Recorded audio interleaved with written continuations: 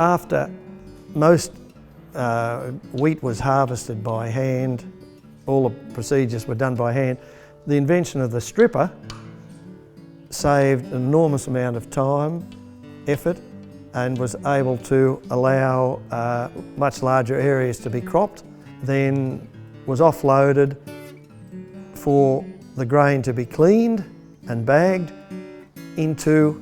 offloaded to a winnower, whether it be one like this, which was a hand-operated one, or a horse-operated one, which was quite a lot larger in capacity. So this, coupled with that machine, really made grain growing or wheat growing just so much easier.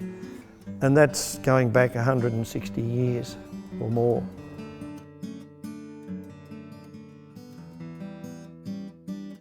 Well, it's a Martin stripper, which is essentially for harvesting wheat or for stripping wheat, the wheat heads from a standing crop once it's dry.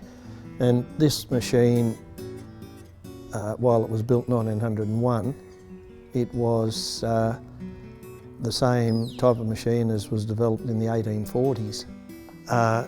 Pulled by horses originally, and by ground drive. This is the wheel that drives, only one wheel drives, and it's a large wheel, and you can see in here you've got the cogs, well that's not a cog, but a cog here that's driven as the wheel rotates.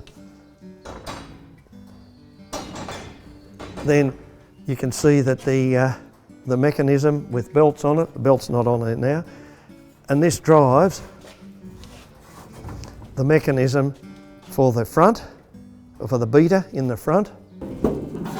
The heads of wheat come in through between these fingers of the comb.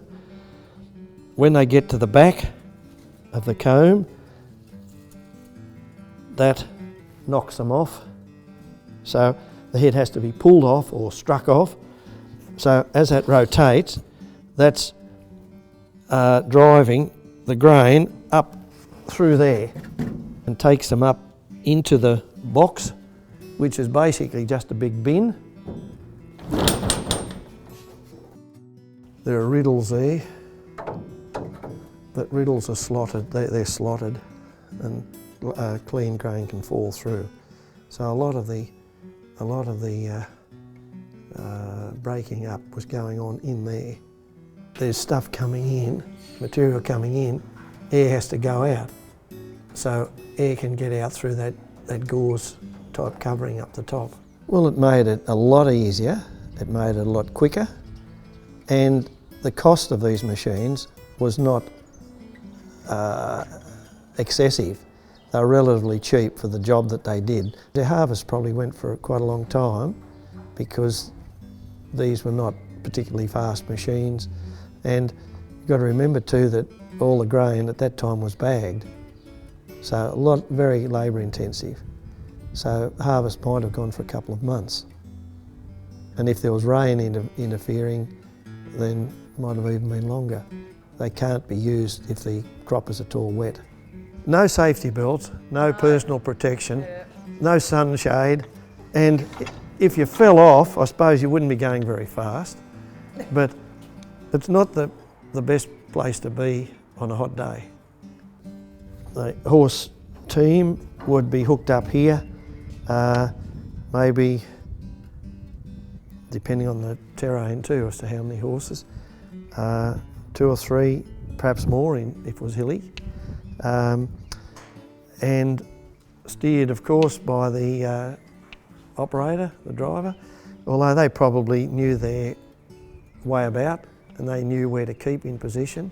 Later, as tractors came in after the First World War, tractors also were used for towing strippers.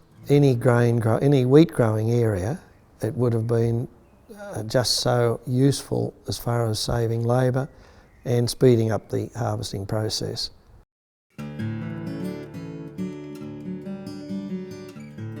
Well, this is a Bagshaw winnower, built in South Australia by, I think it was J.S. Bagshaw, somewhere between 1839 and 1870.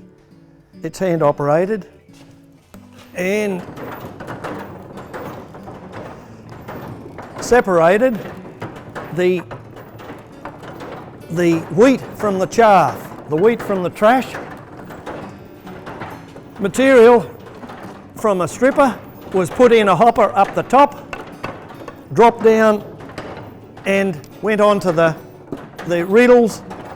The fan just simply blew the chaff out, and the grain, as it was sorted out, went down through the riddles, which are behind there, and eventually the clean grain finished up down the bottom down here and went up the elevator and into a little tiny box and then 2 bags where it was bagged off as clean grain. And then unhook the bag, swing it around, and someone would sew it. Probably the third person who would, the third party of this team would sew it. And I think they would rotate the jobs, because to do the same job the whole day when there's opportunity to change arms on the windrow or crank handle, that would have been a desirable move, I think. And it would have been operated faster than that.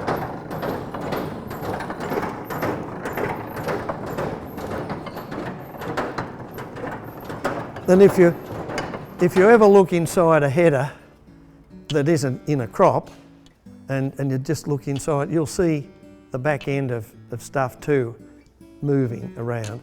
And this is the forerunner really of how they operated. I mean, with some modifications, of course. These allowed farmers, or aspiring farmers, to get into grain growing without having to engage enormous amount of labour.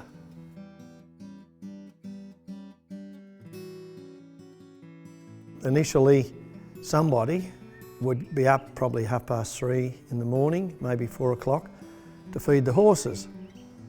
And they were heavy horses, draft horses. They were needed to tow the stripper and a wagon if wheat was being carried away, or if wheat was being taken any distance. They might have needed 14 or 15 horses, sometimes more, just to take one wagon load away. So there was a lot of feeding of horses early. Then at daylight they'd be on the go, and as soon as the wheat was dry enough or brittle enough that the heads would snap off, pull off, then they'd be the stripping, and then the winnower would be going. And they'd have probably a couple of breaks during the day for a bit of a meal, and then they'd go probably till dark until they were no longer able to harvest. So the days could have been, and that's in summer, so they probably had daylight, 14 or 15 hours of work. And that's a long day when it's physical work. Well, the combine harvester replaced the 2 machines, and if I start from the current today, you see the big green John Deeres or the Case or Red Case or the yellow New Holland racing around. They all developed from the combination of these 2 machines. But this happened a long, long time before any of those were ever thought of, those makes were ever thought of. They started, well, yes, a winnower behind a stripper, and then that was a combined stripper harvester, and then the whole thing in one unit, and probably only about the same width as this stripper, and then a little bit bigger, and they were still all horse-drawn and ground-driven, and then they got engine-driven ones and tractor-pulled ones, and they just got bigger and bigger. But the basic machine,